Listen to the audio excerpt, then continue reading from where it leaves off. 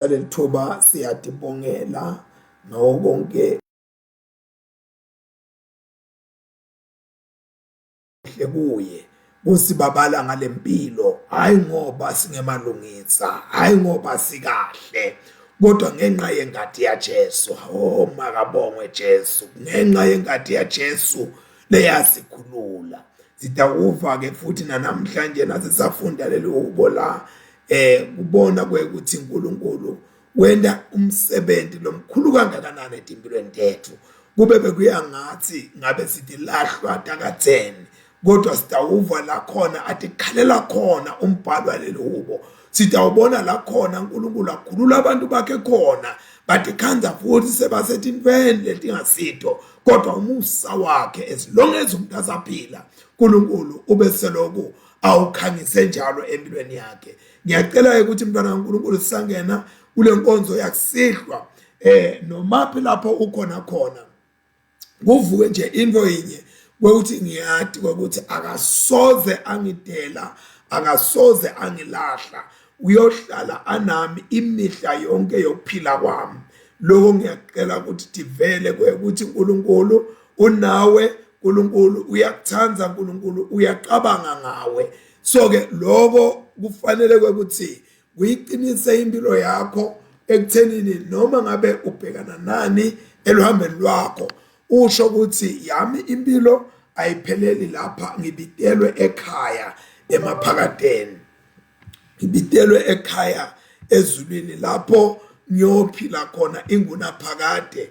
Ungasiyoba khona lokwana lokuyana. Asithandazeni bazalwane, babe ungcwele wena uNkulunkulu, umuhle futhi uNkulunkulu, buhle bakho abunakulinganiswa. UNkulunkulu losatiko wasibumba uNkulunkulu ngetakho tanhla. Ngijabulile Nkosi ukuthi ngiphinde ngikhunjudwe Nkosi kuleli langa lamuhla ukuthi umuntu akafanani netilwana, akafanani nemvelo yonke. Umuntu unema fingerprints aNkulunkulu, ngoba uNkulunkulu wabhuqa ludzaka wabumba umuntu ngetakhe tandla, wangagcina ngetandla wase usondeta emakhala akhe, alisho ukuthi wamphuphutha ngemlomo, lithi wamphefumulela. Babe wethu lona amandla onke, siyabonga Nkosi ukuthi lo mubi ulwa kangaka nje ngoba uyathi ukuthi wherever we walk we carry within us the indisputable image of God, the Imago Dei. Oh my God and my Father, we pray at this hour, we give ourselves to you as we resume this week. Oh God, we pray because you are the only one who is able to destroy all that has made itself a stronghold over our lives, over our minds, over our situation. Lord Jesus Christ, come over us and hold us with your hand, oh God, and walk us through this journey. This I pray in Jesus' mighty name. Amen and amen. Asitihlole sivume emaphutha ethu.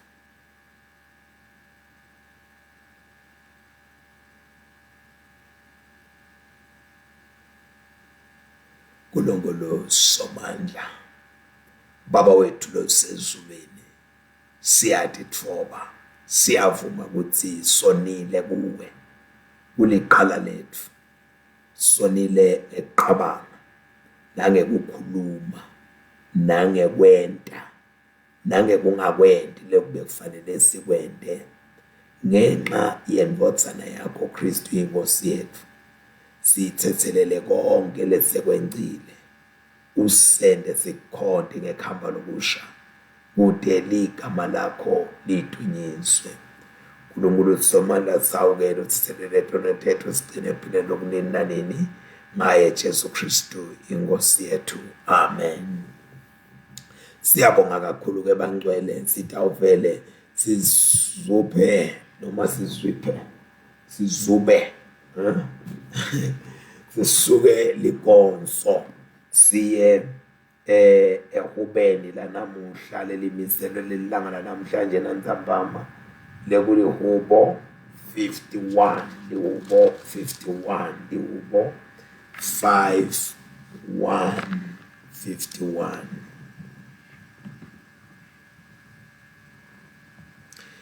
Ngihawukele uNkulunkulu ngikwemsa wakho yesula tiphambuko tami ngikwesihawu sakho lesikhulu ngigezisise ebubini bami ngihlambulule esonweni sami ngobe ngiyathatha tiphambuko tami sono sami sisembe kwami njalo ngonile kuwe wena wedwa ngentelo kunengekako emehlweni akho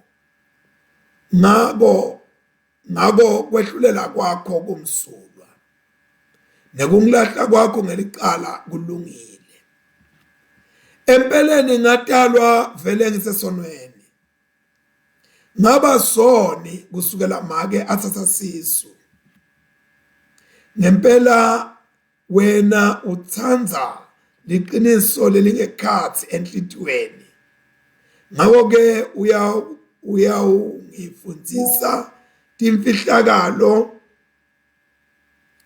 tekuhlakanipha kwakho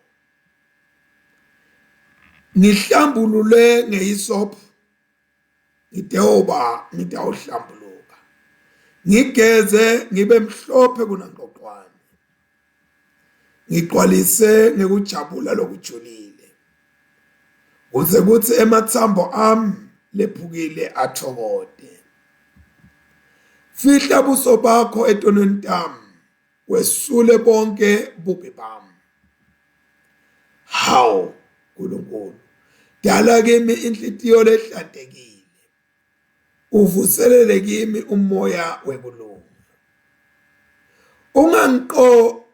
ungangiqoshi ebusweni bakho ungangemuki moya wakho longcwele buyisela kimi kuthokoza kwensindiso yakho ungisimise ngekungipha moya lovumako ngiyawube sengifundisa lababi indlela takho netoni tiyawuphendvuka tibuyele kuwe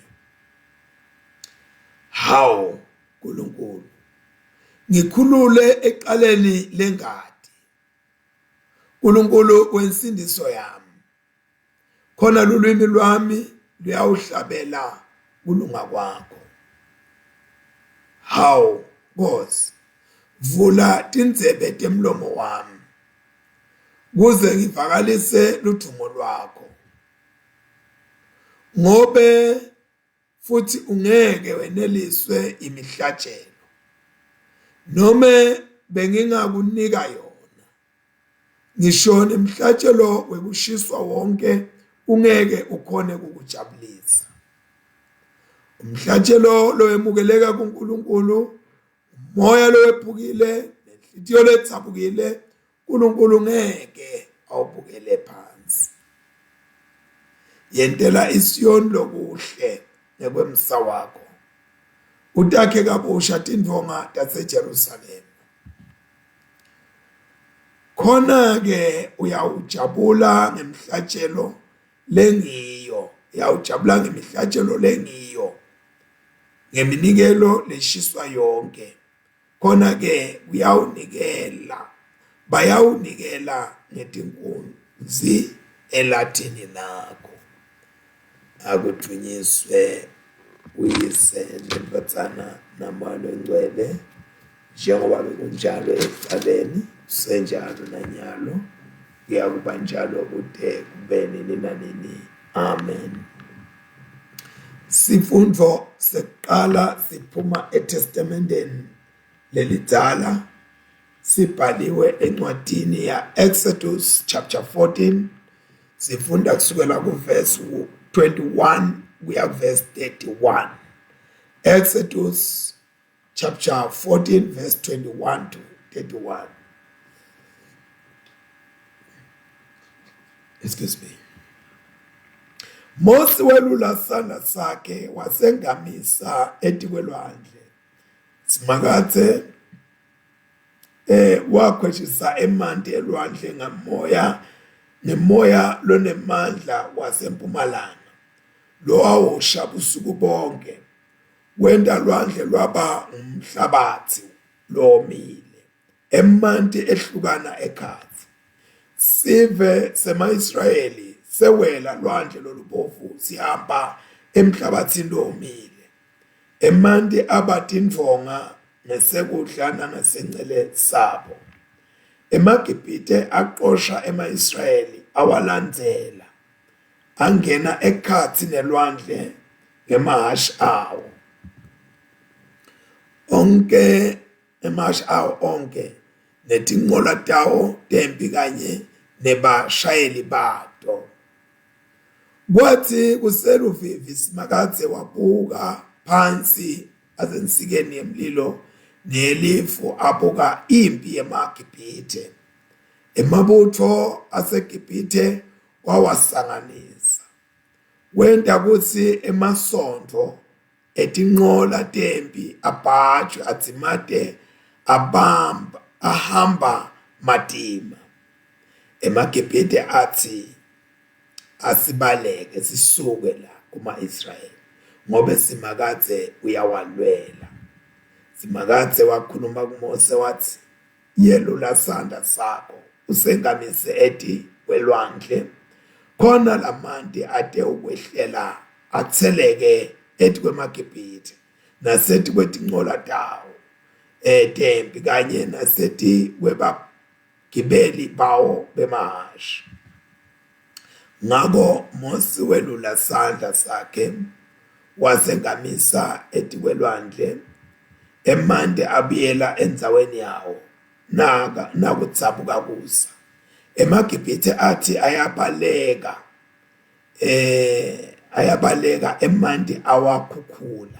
Simakadze wawatsintsitsela ekujuleni kwelwandle onke emaGibhite emanti abuya ambonya tinqola tempi nebagibeli bemahashi nawo onke emabutho aFaro labeqosha ema-Israyeli kude nome munye lowasinza kodwa ema-Israyeli wona abewele emhlabathini lomile elwandle futhi nemanti ajinge aqhubeka kuma tindvonga ngesekudla nangasencele. Kungalelo langa ke lapho Simakadze asindisa ema-Israyeli esandleni semaGibhite ema-Israyeli abona tidvumbu temaGibhite elugwini lwelwandle athi ema-Israyeli nabona emandla lamakhulu Simakadze labe wakhombise ngekubhubhisa emaGibhite aqala phansi kwesaba Simakadze nekubeka lithemba lawo kuye nakuMose inceku yakhe. Siphela lapha sifundvo sekucala sitawulalela sifundo sesibili lesiphuma encwadini yemvangeli Johane sahluko 17 sitawuqala kufunda khona verse 1 kuya ku verse 11 verse 1 kuya ku verse 11 John chapter 17.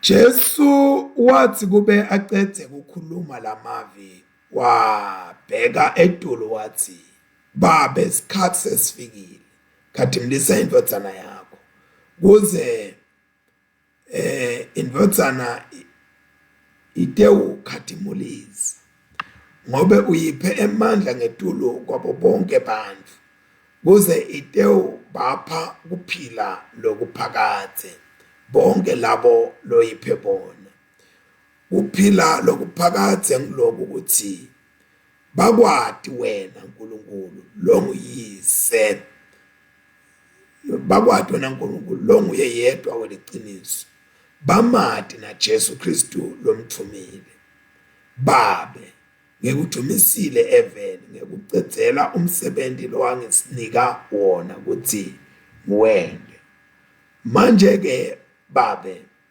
ngikhathimlise kuwe ngaleyo ngathimulo lenganginayo ngisenawe umhlaba ungakasekelwa legama lakho ngilatisile kulabo longiphe bona, babevele babakho, wangipha bona, baligcinile livi lakho. Manje-ke sebayati ukuthi konke longinike kona kuphuma kuwe, ngobe ngibanikile elamavi lowanginika wona, nabo bawemukela. Bayati ukuthi kuliqiniso ukuthi ngaphuma kuwe, bayakholwa futhi ukuthi ngithunywe nguwe. Ngiyabathandazela babe, angithandazeli lona live, kodwa labo longiphe bona ngobe babakho. Bonke laba bami bakho, nabo bonke laba bakho bami, mina ngithunyisiwe kubo.